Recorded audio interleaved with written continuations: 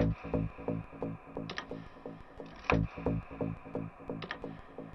hearing more and more people say the level of violence on video games is really shaping young people's thoughts. Older men were using Grand Theft Auto 3 as a murder and carjacking simulator. The amount of violence is increasingly realistic, increasingly graphic. Games where murdering men, women, and police officers is the whole objective.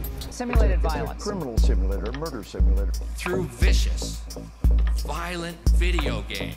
They see increasingly violent media. These video games to dehumanize individuals, to have a game of shooting individuals and others. And when I began to become aware of how we teach soldiers and cops to go, how we have to condition them to be able to pull the trigger, to overcome the resistance, we realized that video games doing the same things to the kids.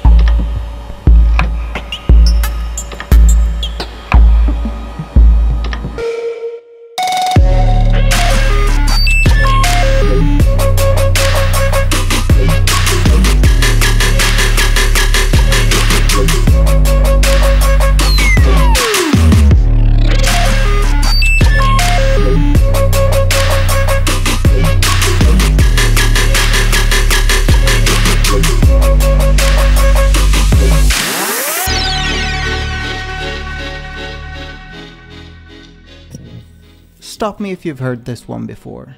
The youths of today are violent and antisocial, and violent video games are to blame. This is a discussion that has flared up again and again for over 30 years now. Initially driven mainly by moralists of various flavors. Won't somebody please think of the children? And today driven mainly by the American gun lobby? That can't be right. Vicious, violent video games with names like Bulletstorm. Alright then.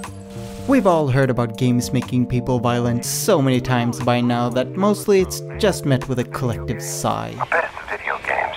Today it's Donald Trump, in the aughts it was Jack Thompson, and before that it was politicians like Joe Lieberman. We've heard about it before video games were even a thing, but then about specific types of movies and music. We're simply tired of the whole thing, and anytime it comes back, the gaming community tends to respond with a mix of indignation and mockery. A few spicy opinion pieces calling the latest alarmist a crusty clown shoe, and then we move on without really taking the discussion seriously. I've done this myself more than once and defended it by saying that there is nothing to be gained from having a serious debate with someone who isn't arguing in good faith. Which, to be clear, is something that I really do believe. Jack Thompson, for example, was a lying asshat and shouldn't be taken seriously in the slightest. And when Trump and his ilk start discussing the role of games in mass shootings, it's just a smokescreen to get out of talking about gun regulations and how Trump's rhetoric encourages right-wing extremism. And there is no value in trying to hold a serious debate with someone who is uninformed, lying, or uninterested in talking about what they claim to want to talk about. But I think the fact that the people who have been pushing the issue of violent games have been so obviously wrong has gotten in the way of an actually interesting conversation. And I think it's time we stop letting those people set the agenda. So, with the risk of making enemies on both sides, let's have a fucking discussion about violence in video games. Part 1. Yeah, but nah.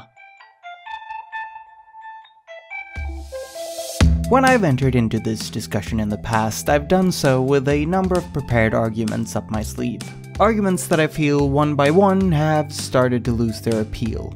The arguments are a bit difficult to separate into wholly distinct points, but I've tried to break out a couple of specific recurring phrases and taken a closer look at why they might not be as convincing as I previously thought. Culture shouldn't be censored. People should be allowed to make their own choices about what they consume.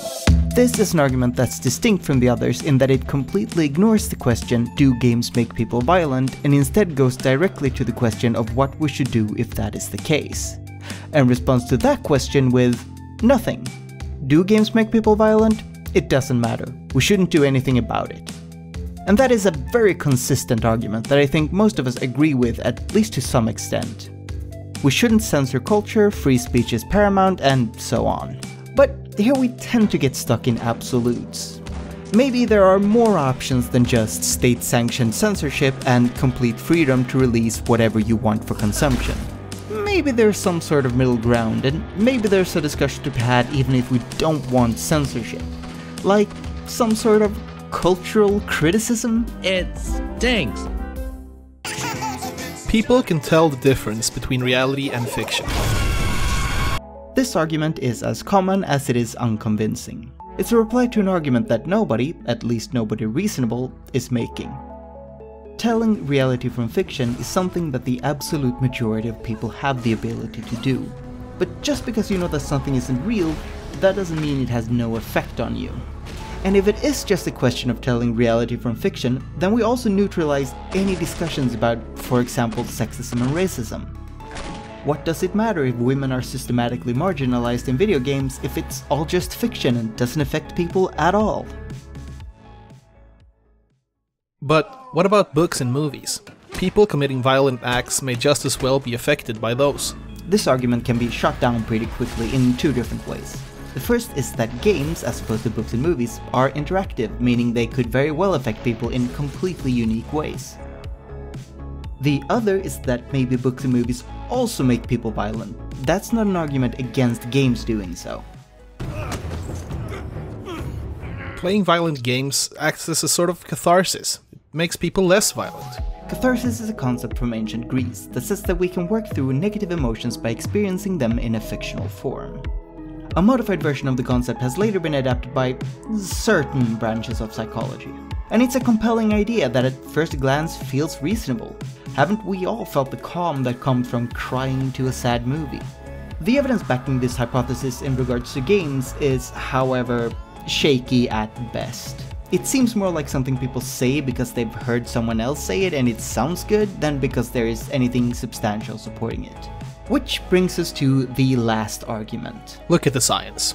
There's no evidence that games make people violent. And sure, let's look at Part 2, the science. This is what I originally planned to do a deep dive into. The scientists have scienced, the science is done, but what exactly does it say? What I pretty quickly realized though was, science is tricky. We all like it and like to at least seem like we're looking at the world through a scientific lens where facts dictate what we think and believe. But the truth is that many questions are harder to answer scientifically than we would like to believe. And this question is a great example of why that is. Firstly, do violent games make people more violent is a pretty poorly formulated question from a scientific point of view. It contains a lot of ill-defined parts. What is a violent game? What people? What does it mean to become more violent? In this video I'll be talking both about violence and about aggression, so I thought I'd try to clarify what sets them apart and where they overlap. It's a little tricky to establish exact definitions of the words since their colloquial use is very different from how they're used in academic research, and the definitions can even differ between different scientific fields. But I can tell you how I will be using them.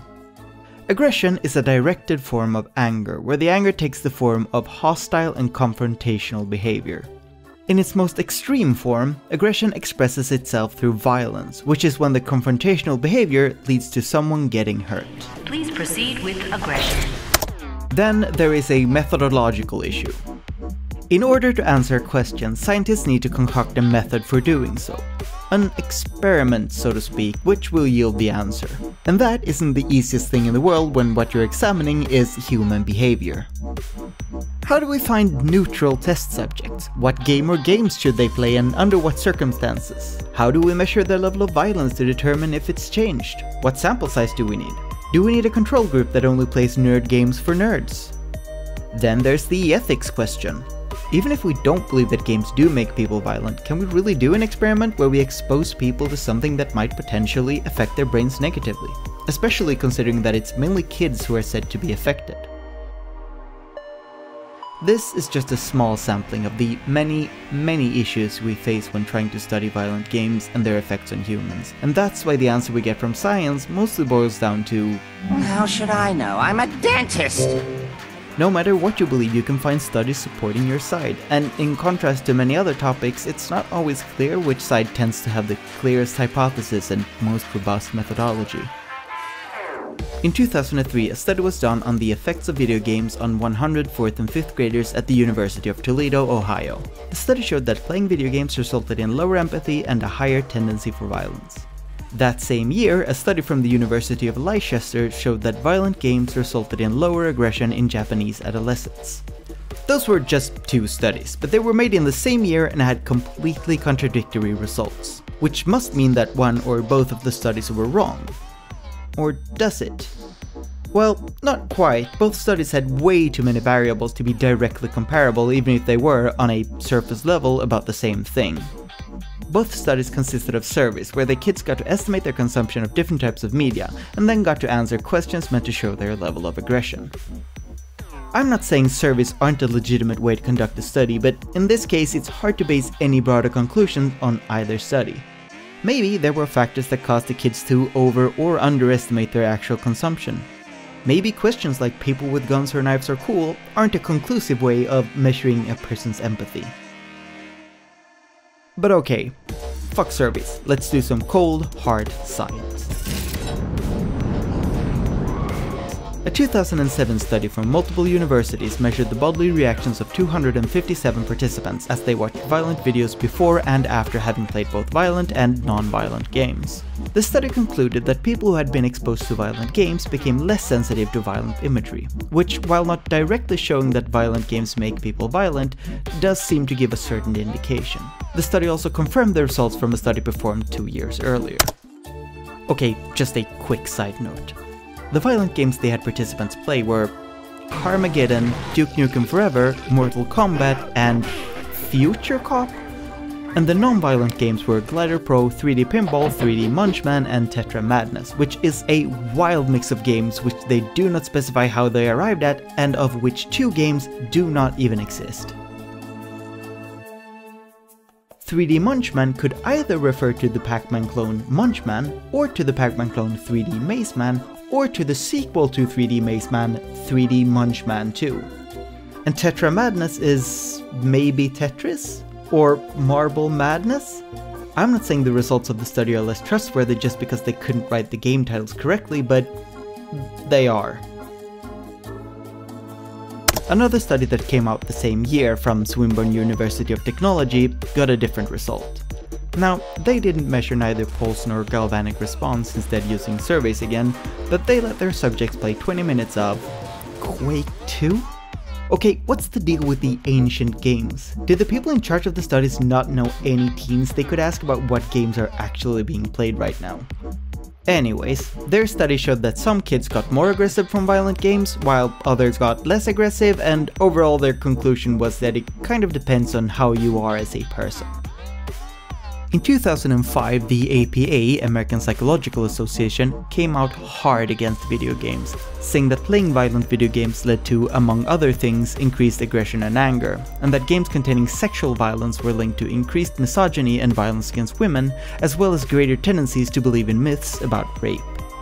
That was in turn met by criticism from multiple sources, and in 2013, 230 media scholars came out and asked the APA to revise their standpoint. Which they did in 2015 when they concluded that there was no proven link between violent games and violent crimes, while still standing by the opinion that they did lead to violent tendencies. Here we have 2 interesting points to take a closer look at. The first is the question of sexual violence and misogyny, which is an entire subject in itself that I don't really feel like I can adequately dive into here and now. And the other point is the one about the crimes.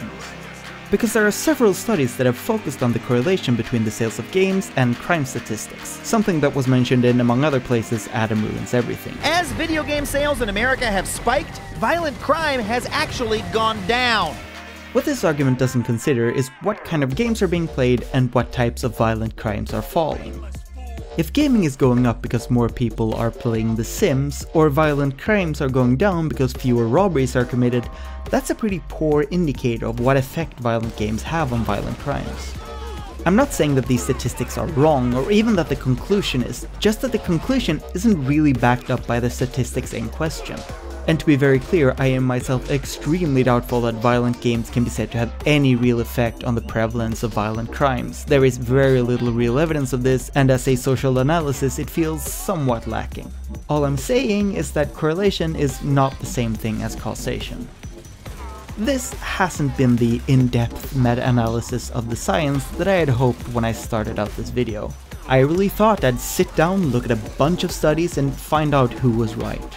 What I did find out was that this is the entirely wrong question to be asking. I'm not going to claim that it's impossible to hammer out a more complete picture of how the consumption of interactive media affects people, or that it's not possible to at least in part answer the question by examining smaller parts of it from different angles. But centering the debate around the question, do violent games make people more violent, is reductive, incurious, and short-sighted. Part 3. We live in a society. The idea that the media we consume is like a liquid being poured straight into our brain containers has long since gone out of fashion in media studies and been replaced with more nuanced theories about media's part in shaping our worldview. There are still many points of contention about how exactly it works, but generally speaking, everyone agrees that neither individual people or society at large are unaffected by media, but they also don't completely change their thoughts and opinions based on what they consume. Thus, do violent games make people more violent is a pretty outdated question. The question as it is posed separates video games from all other forms of culture and treats violence in them as if it more or less causes an injury to the brain of the player. A more relevant discussion to have would be one about how our society as a whole sees and treats violence and how that affects people. Even if the last chapter might have made it sound as if it's hard to find any science whatsoever to lean on in discussions on why aggression in people occurs, that's not the case. Science concerning games might leave some things to be desired, but that's not necessarily true for all science about social cognitive learning, which is the nerd-ass way of saying learning through observation.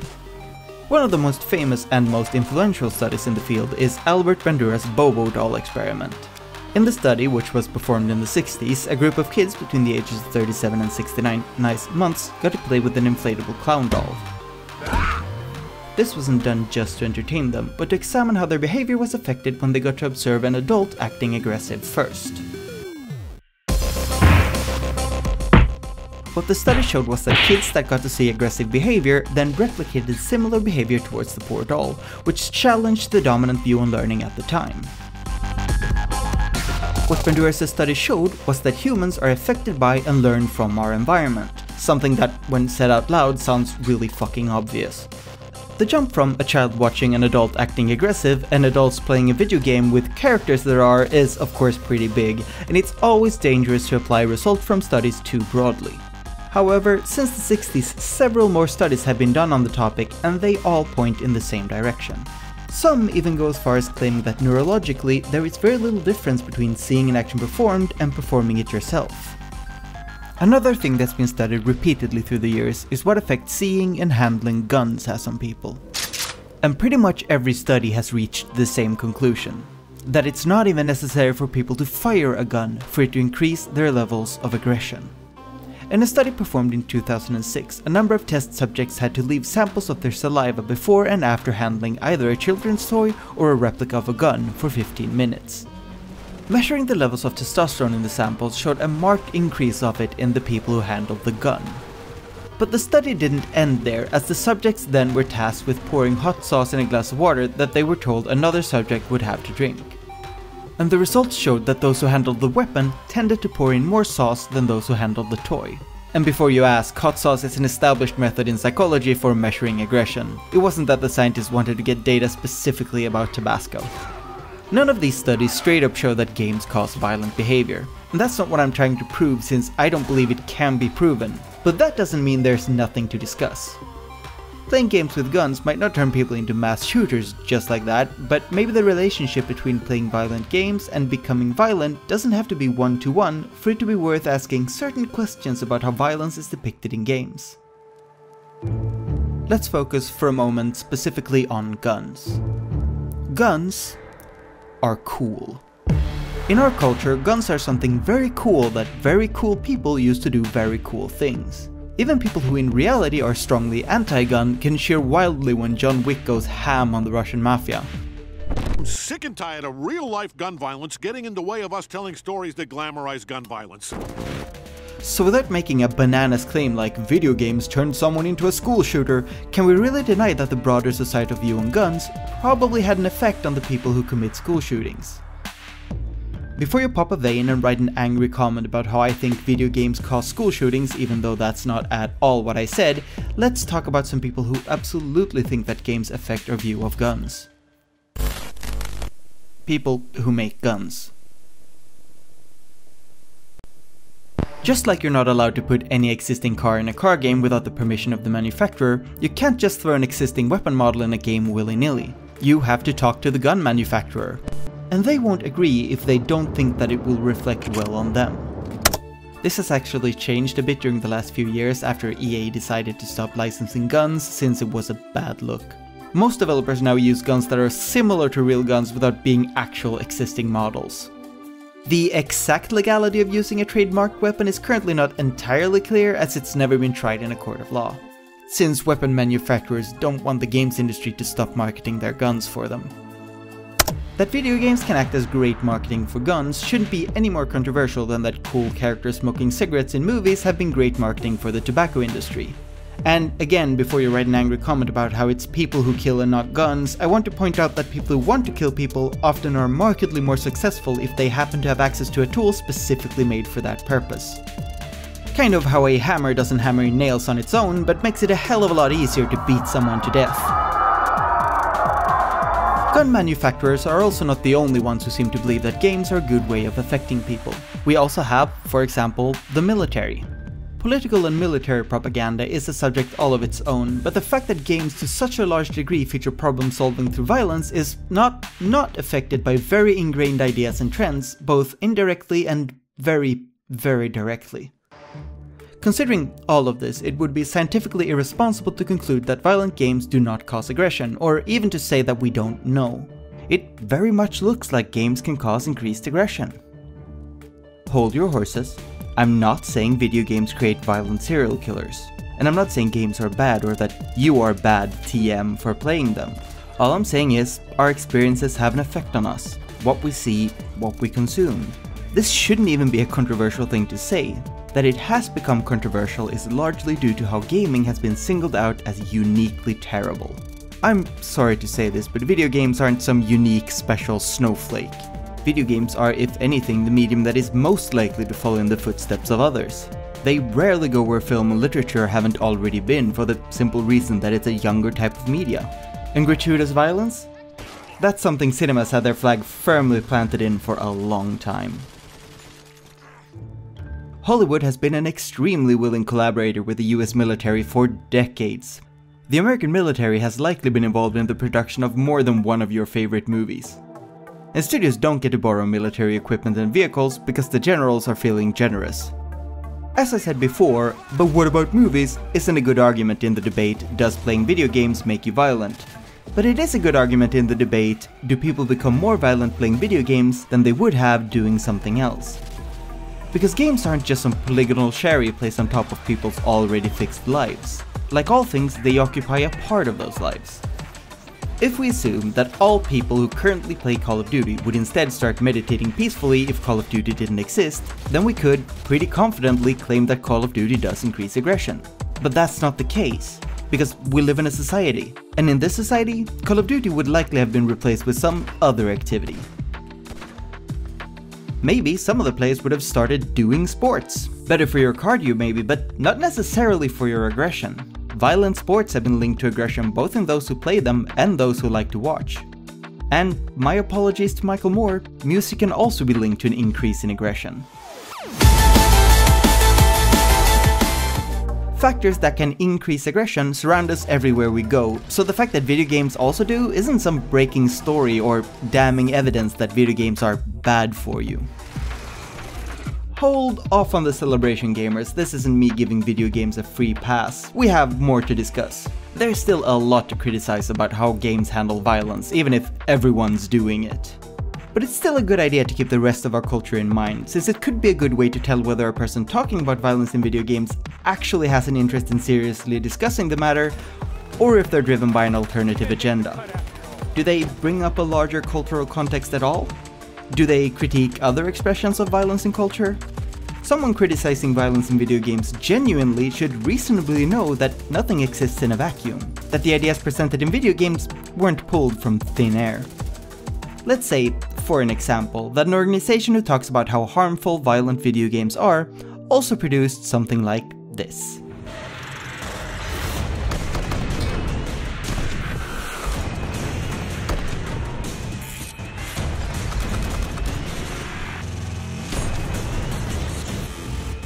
Then it might be time to start asking to what extent they might just be, scientifically speaking, full of shit. Okay, I think it's time to look at this problem from a different angle. Time for Part 4. Trigger warning.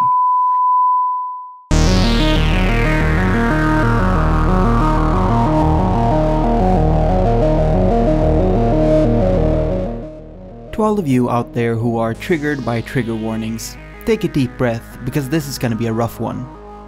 We begin with the following statement. The privilege of being entertained by fictional violence is almost entirely exclusive to those who have never personally experienced that violence. To center the discussion of violent media on how the people who are entertained by it may or may not be affected is more than a little limiting. That our entire media landscape is steeped in graphic violence also has an effect on those who have been through actual, real violence, and because of that might not find fictional violence quite as entertaining. The often criticized concept trigger warning literally exists to warn people who are traumatized of material that could trigger their PTSD. The whole concept has been repeatedly criticized with the argument that trigger warnings are just a way of hiding from reality, when those who need trigger warnings need them specifically because they've faced the real world to a much greater extent than most of the critics have. Of course, some pubescent suburban kid whose mom still buys his t-shirts can revel in explicit graphic violence. The closest thing he's ever been to a truly violent experience was when he punched a wall because his dad unplugged the router in the middle of a Fortnite game. But unless you lack any and all basic human decency, maybe you could try not being an edgelord and instead empathize with someone else's fucking experience. The other year, news broke that one of the developers of Mortal Kombat 11 had been diagnosed with post-traumatic stress after having been exposed to a large amount of graphic violence. To be fair, the worst of what the developer saw wasn't animations from the actual game, but reference material, but this is still a pretty serious indicator that exposure to these kinds of extreme images has an effect. The effect in this case was clearly not somebody becoming violent, but rather the images themselves doing violence.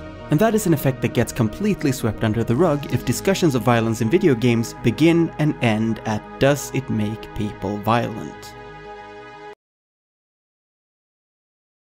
Part 5. When all you have is a shotgun, everything looks like a target.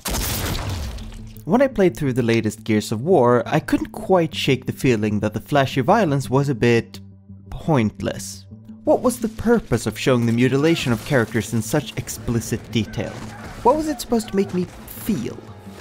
If anything, it kind of took away from the experience when the game was on one hand trying to say something about the horrors of war, and on the other wanted to show how cool it is to do a chainsaw murder.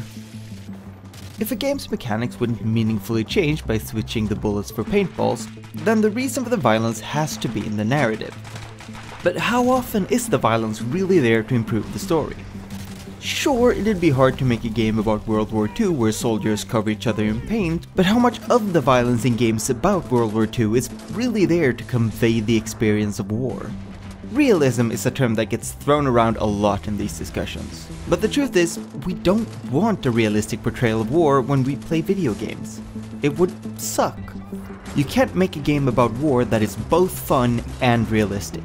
You can either make a guns are cool game about no-scoping Nazis, or you can make a game that depicts war realistically, but you have to choose. Because having to amputate your buddy's leg in a muddy trench because of an infected bullet wound is nobody's idea of a hot and sexy power fantasy. People are always trying to turn this into a question of censorship, but is it really? The question isn't what you're allowed to do with a game, but what you ought to do and why. Sure, games can be however violent its creators want it to be, but we have to ask ourselves, to what end? What's the purpose of it? Shock value? If so, there are easier ways. People are offended by anything these days. Just look at the people boycotting a game about a goose because the credits were too PC. Now, I'm not saying that I can't appreciate a little fictional violence here and there, but lately I feel it tends to leave somewhat of a bitter aftertaste. I think that I, like many others, kind of fell into defending any and all types of violence in video games just because the people arguing against it are such absolute dweebs. But it's become kinda like with manly men and hot sauce. It doesn't matter anymore if it actually adds anything, you just don't want to be the guy who says it's too much. I don't think looking for a precise answer to the question of how playing violent video games affects people is gonna lead to a satisfying resolution to this debate. And I don't think that it's even the debate we should be having. We live in a pretty fucking hyper-violent culture, and we need to examine every expression of that culture. But I make videos about games. And the question I'm asking is, how much do we want to contribute to it?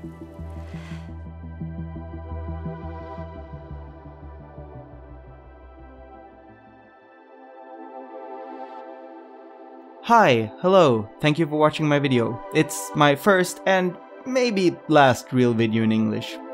I actually made two versions of the video, one in English and one in Swedish, because I spent so goddamn much time on it that I want to see if I could get some more people to see it, so thank you for seeing it.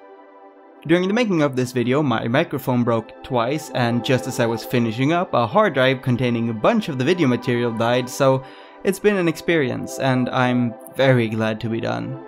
I want to thank my amazing partner who helped me write, translate and produce this video. Also, thanks to our patrons for making this possible. Without them, I couldn't have bought the many games I played to get the footage to make this video. Thank you.